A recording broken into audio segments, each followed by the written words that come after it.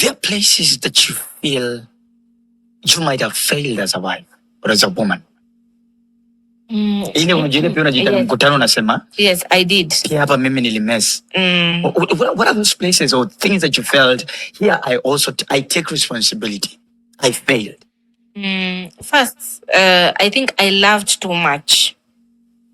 So, and they say love is blind. So when you love too much, you also blind too much. Unaona vitu zina happen, but you give a blind eye. I think number 2 mistake I did is I trusted too much. Okay. Maybe based on my family background, where just honest, trustworthy people. So you believe that the person you're with is also the same trustworthy. So I feel it's important for people, as much as you trust your spouse, when it comes to things like properties, it is good. Like, unajua what, like for my case used to happen, tununue another Mercedes. Sawa, umeiona wapi? Maybe hata ni mimi nitatafuta nimwambie kuna hii nimeona screenshot nini. Maybe nipigie mtu ebuleta aone agree ni mzuri. Sawa, tuna wakili andika agreement nini. But from there sita follow up. Okay, tulinunua gari, me I'm enjoying riding the car. But did we get a logbook? Like, I never used to follow up. So maybe tunaenda tuna drive, tunaona land somewhere, then I'm like, hey, this land is good, we should have it. So wapi lawyer agreement nini hivi. But sasa unajua title takes long kutoka, so hautafuatilia hiyo title ilitoka, na kama ilitoka kwa jina gani. So at some point, this is the time now when I'm trying to follow up on the properties. Nagundua 80 to 90% of the properties are under his name. And most of them have already been transferred to the daughter. My channel. So that was the CEO of Bonfire Adventures, SARA MTALII, who was talking about her life, especially about her marriage to Simon KABU, who she's in the process of divorcing. So she said a lot of things regarding how she started the company, how successful the company has become, and what has led to the acrimonious split between her and Simon KABU. So let's just hear what else she had to say. 20 to 30. So, but I had not settled for. I was now seriously looking for a husband. Before tuendelee uko tusiharakishe. Sara. Nini hawa watu walikuwa hapa between hapa hawakukuwa nayo. What is it what Sara was looking for? What was Sara looking for? Sara, I mean, we already know Sara just wanted to be a wife. Yes. What was Sara looking for in a man? I was looking for a husband. A husband. Yes, but I don't think they were ready to be husbands. They just wanted, maybe, I don't know, I don't want to judge, but they were interesting people. But I realized I also had my taste. I was looking for, like, mwanaume wa nguvu. I think I dated a pilot, I dated a IT professional, I dated an architect, I dated, and wengine staki kutaja juu. You notice she's talking too much about the men's profession and not their characters. Wanaweza jua hata nikitaja title ya mtu. But I dated interesting people. So I realized these big people, like it may be hard to narrow down to them. So I just felt like I just need a simple person. And I think that's how you have found even maybe some of our socialites. Having heard they have dated very big people, then finally you hear they have just settled with a simple person. Yeah, but you say she picked a simple person, but this simple person has ended up stressing her to the extent of them filing a divorce. So sometimes I think those very high profile people, they just want fun or something, but they are not ready to be husband. But for me, I was looking for a husband. So I was comfortable to drop those. Even one was a billionaire. What? You left a billionaire? Astaki kutaja sana because watu wanaweza chiba. We are very few. We are very few the billionaires, so we know each other. Oh my goodness. So You dated a pilot, an IT specialist. You even dated a billionaire, the highest of levels. They don't say an architect as well. And still within all this, you didn't find the ideal value of a man in them. I think the problem is I was more than ready, but maybe they were not ready. I think women can resonate with this. Yeah. So maybe Nicole. So them not being ready has nothing to do with their professions, Sarah. Ready. So no, I think I was in that stage where when you meet someone, you're already seeing the school the kids will go to, how the kids will look. You're already in that stage. But the person was just coming for coffee or a wine and whatever happens after that, and maybe hoping to get some fun after some time. But so when we try to resonate, you find that then this one is just wasting my time. You move to the next. It's how a man looks in terms of even just being handsome. For you, between money, okay, let me not say money, financial stability versus handsomeness. Do you really care?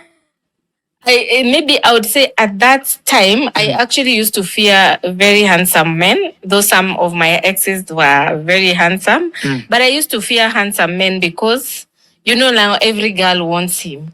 So, sorry to say, maybe I hear people saying that Kenyans should be stopped from marrying short men. So yeah, she married a short man who has ended up disappointing her.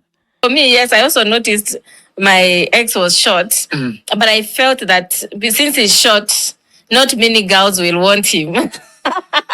So for me, I would say I was one of those people who didn't care about handsomeness as long as you can get a lover, someone who is there for you, someone who loves you, someone who doesn't have a chain of women. Yes.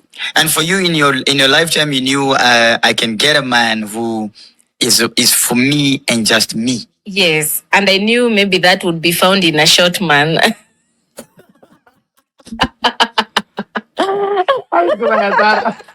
That is a lot of shade towards Simon. So between this your ex, who is also a very good friend of mine, shout out to him, because I know, of course, lazima ataona interview as well. So and a man I also respect equal as I respect you, ma'am. And so which one came first? Was it the dream for Bonfire that came first, or this beautiful love in the beginning that came first? Which one came first? I would say it's the Bonfire that came first, because I think he also attended my first trip, being a member of the Kazi Africa. So now when I started planning other trips, I would ask him to assist. Just I think I've realized for me to work well, I somehow need I don't know how I can say, that support of a man. So I'll pin the full interview below. So if you're interested in knowing what else she had to say, you can be able to check it out. So on that interview, she talked about how she was brought up. She had like 8 siblings, was brought up in a pretty upper class part of Embu. The father was a banker, so she wanted to pursue that profession, but she enrolled in various courses, got bored. But then when she was doing her business course, she did a project for marketing small hotels online. So it's in the process of doing that project that she developed interest in tours and travels business. And at that time, she also happened to be a part of an online group. I think it was a Google Hangout group whereby she would discuss with other people about careers, they'll talk about politics. Then it happens that in that group, there were so many radical people, and she was one of the level-headed guys in that group. So the guys or the members really appreciated her contribution in that group. So because they had never met, they planned a retreat. So they gave her the responsibility to organize the group. And the guys trusted her with their money, despite the fact that they had never physically met. So she did a good job. And I think that's when she developed this idea of opening a tours and travels company. So when they met for the first time, Simon happened to be in attendance, and then that's how they started their relationship. So you can see Bonfire Tours and Travels was her brainchild, despite the fact that KABU owns like 50% of the shares. SARA has been an advocate for marriages. In fact, just a few months ago, she was advising ladies about enduring in marriages, even if a man is cheating. We are created to just connect to one man. Men, they are always excited to know, hizo vitu zetu hazifanani. Yes. Is it possible for a man to cheat on you and they really love you? Yeah. They have to empty their balls every now and then. The pressure. SARA was pushed to do that interview to clear her name because on 5th of December last year, a footage leaked of her attacking a woman in her house. SARA reprimanding a woman. I think she wanted the woman to leave her house, but it seems as if the woman was having a few words with SARA. And there SARA is pushing her towards the door.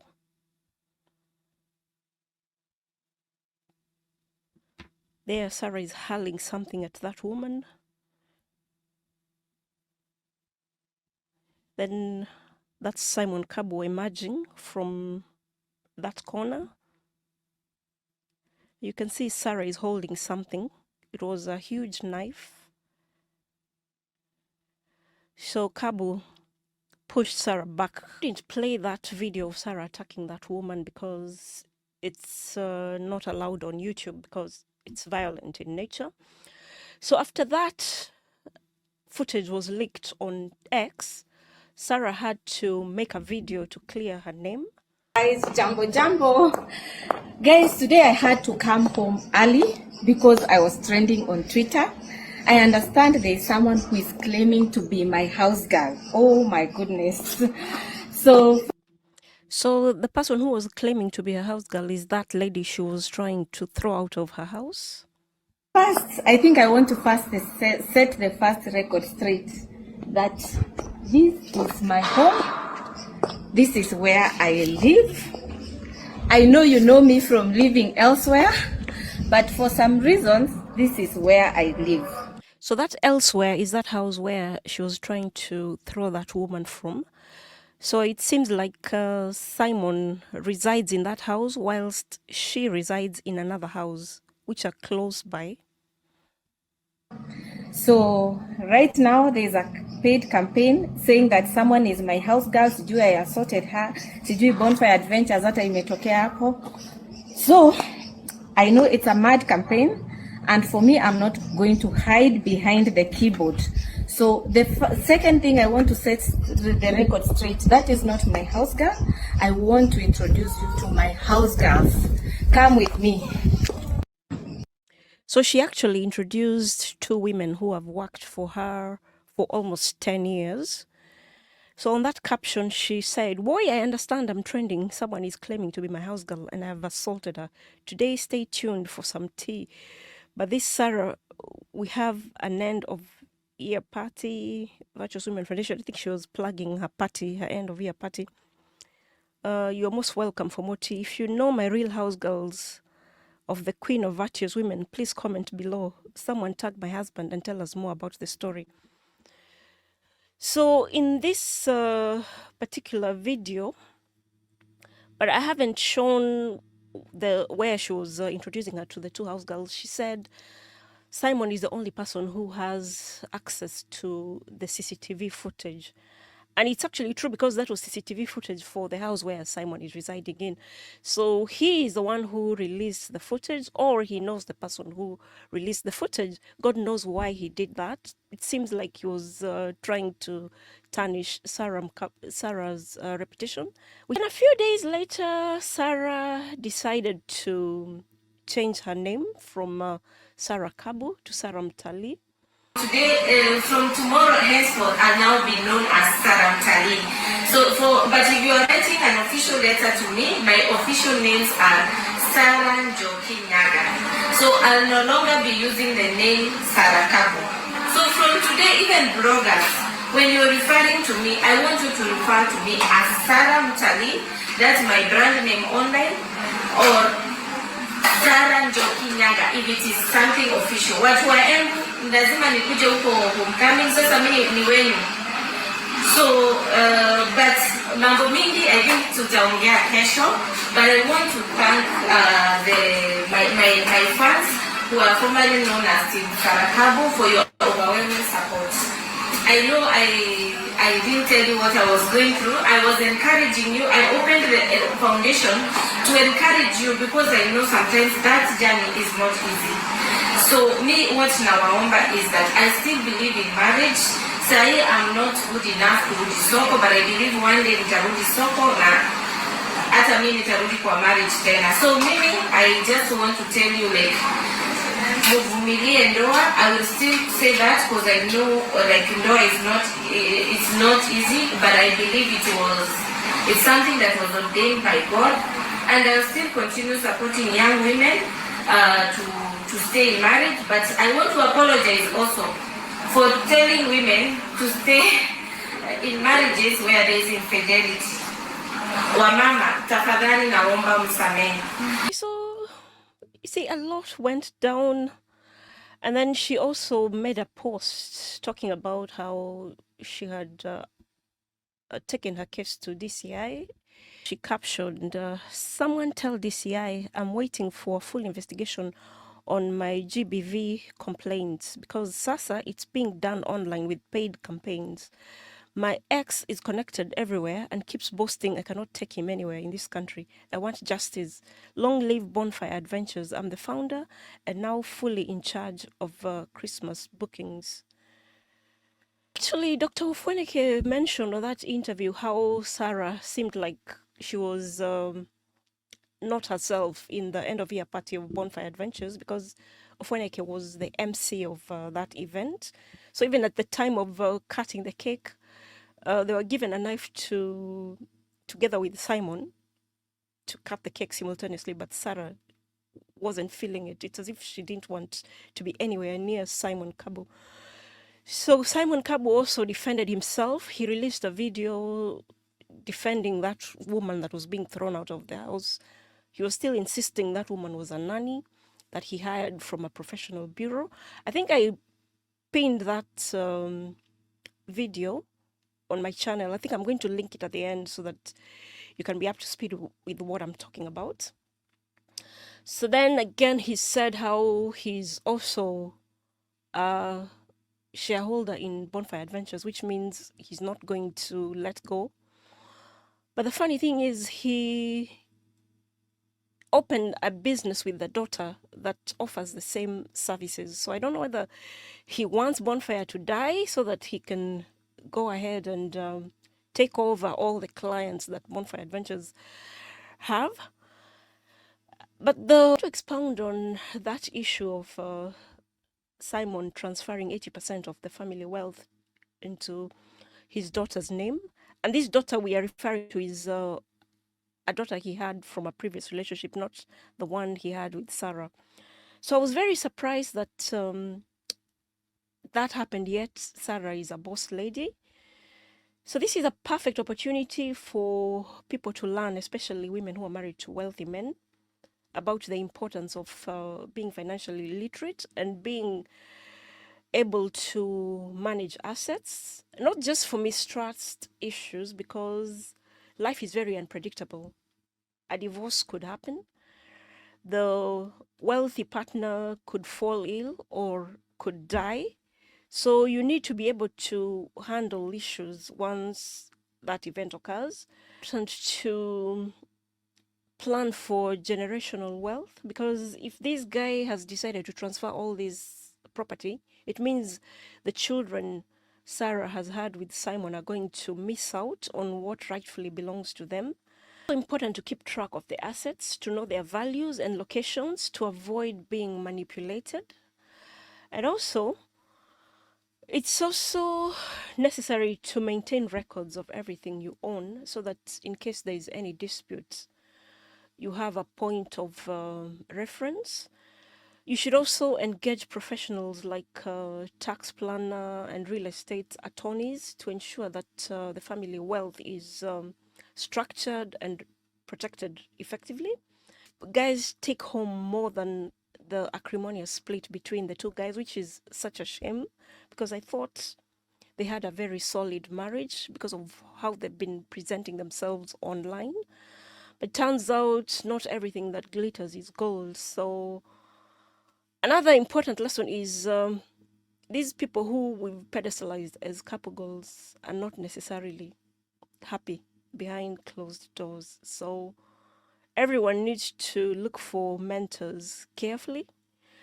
And I hope they'll have an amicable split. I hope Simon is going to give back half of what he took away from the family pot, because it's very unfair for him to benefit as if he's the one who worked hard for their wealth, yet you can see both of them contributed equally towards the success of Bonfire Adventure.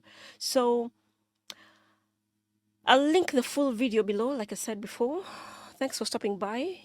If you're not subscribed to my channel, please consider doing so. I'll see you on the next one. Bye for now.